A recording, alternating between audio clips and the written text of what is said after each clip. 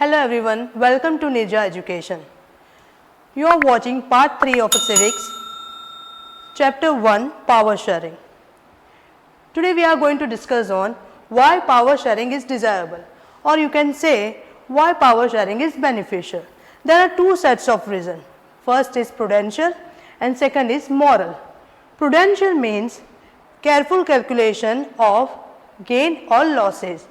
Moral means concern with what is right or wrong. First we will see prudential. In prudential, first is reduce conflict between the social groups. Second is stability of political order. Third is better outcome. Here you can take the example of a Belgium. In Belgium, power sharing is beneficial because it reducing the conflict between the two communities. Because of the reduction in the conflict between the community, there is a stability of a political order. That means there is a better outcome, that means better result. Second is a moral.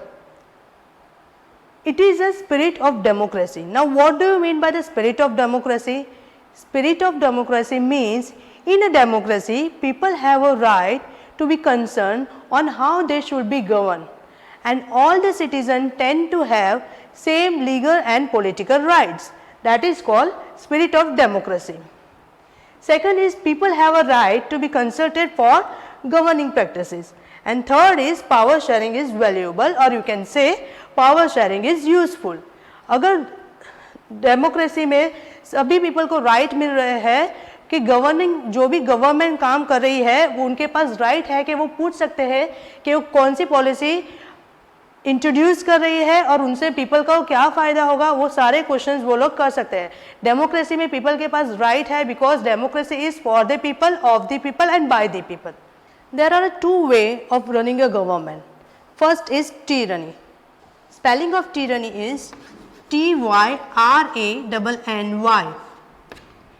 Generally people used to pronounce this word as tyranny, but the correct pronunciation is tyranny. So there are the two ways of running a government. First is tyranny. In this, power is concentrated in the hands of king or a leader. In short, you can say tyranny means cruel and unfair use of a power by the person. Second is democracy. In a democracy, power is delegated at a different level. Now, before you understand why power sharing is so important, let us learn what is power sharing and the forms of a power sharing. Here are the forms of a power sharing. First is horizontal distribution of power. When powers are shared among the different organs like legislature, executive and judiciary, it is called horizontal distribution of power. Why it is called horizontal distribution of power? Because it allows the different organs of a government placed at the same level to exercise different powers. Here none of the organ has unlimited power. Each organ checks the others. So there is a balance of powers. For an example, judges are appointed by executive. They can check the functioning of the executive and the laws made by the legislature.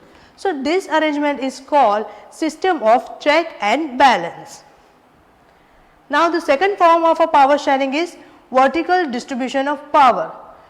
When the power is shared at a different levels of a government, that is called vertical distribution of power, such as central, state and local.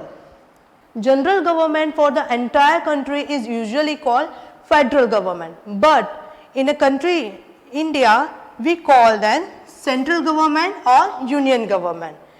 जो हम central government जिसे कहते हैं उसको most of the other country में उसको federal government कहते हैं, पर हम इंडिया में हम कौन सा वर्ड यूज़ कर रहे हैं, सेंट्रल गवर्नमेंट और यूनियन गवर्नमेंट, बट दूसरी कंट्री में उसको कहते हैं फेडरल गवर्नमेंट.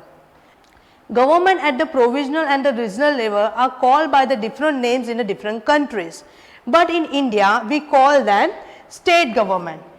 State government जिसे हम state government कहते हैं उसको दूसरी कंट्री में provisional government भी कहते हैं या regional government भी कहते हैं, but there are so many countries where there is a no state or a provisional government.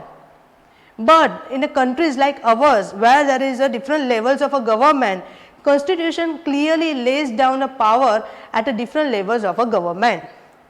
The same principle can be extended to the level of a government lower than the state government, such as local level government, that is municipality and panchayat.